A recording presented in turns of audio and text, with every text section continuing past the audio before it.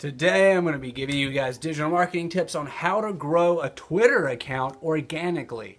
When it comes to organically growing accounts, Twitter, Instagram, and Tumblr are very easy to do, and Facebook is one of the most difficult ones because you have to pay to play. When I say pay to play, what I mean is you have to buy ads usually to get exposure, otherwise you're sharing content with your friends and family, and that can be very annoying.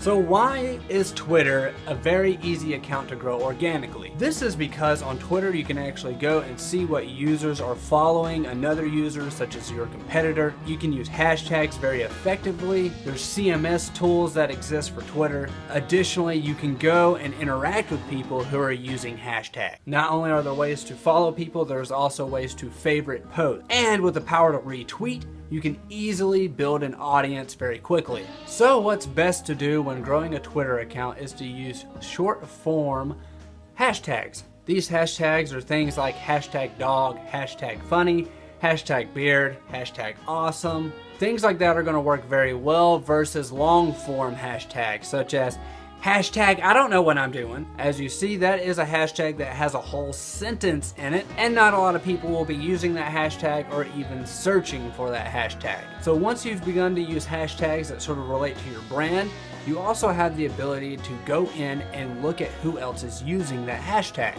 For example, let's say you're a gaming company and your gaming Twitter uses hashtag games. What you can do then is go and look at all the other users who are using hashtag games, and you can begin to kind of favorite their post or following them or tweeting them. A lot of people may be against this form of organically growing a Twitter account, but also if you're against that, then you're against the most reasonable way to organically grow your page.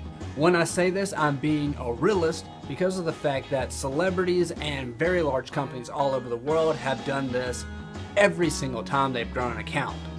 You can even look at someone like Ariana Grande, who still follows around 50,000 plus users. Because every website has different limits, when Twitter first started there were no limits, and this is why in the very beginning a lot of people followed 100 to 200,000 accounts, and they quickly grew because people followed them back and were interested in what they were talking about. So as you see, this is very important to increasing your brand exposure and brand awareness. Why does this cause brand awareness? Well, when you interact with the user by tweeting at them or retweeting them or favoriting or following them, you cause a notification to come up on their phone or in their timeline. Most people are curious as to who followed them or who favorited their post, and they're going to click that user to see who it is. Well, let's hope you've made good content, because now they have the opportunity to kind of interact back with you, whether they're following you back or favoriting your post or tweeting at you or retweeting some of your content.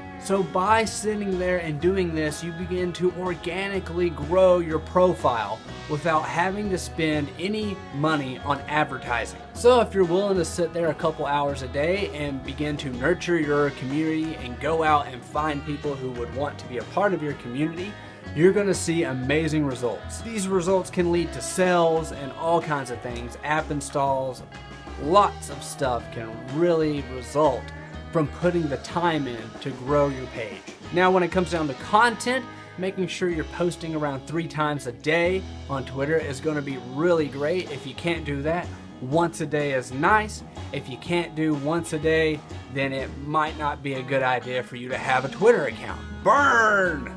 The reason why is because Twitter is a very active community of people who use the app almost every single day. There's people who are tweeting 20 to 30 times a day. It's a very real-time social network. So staying active is very important. So again, using a good CMS tool like buffer.com will definitely make a huge impact. So hopefully this video has helped you out with a couple digital marketing tips on how to grow your Twitter account. If you want to see more digital marketing tips from me, here is a playlist of videos I've done before. Thanks for watching, and I'll see you guys later. If you have any digital marketing questions, please leave them in the comments below, and hopefully I'll make a video to answer them for you. Burn!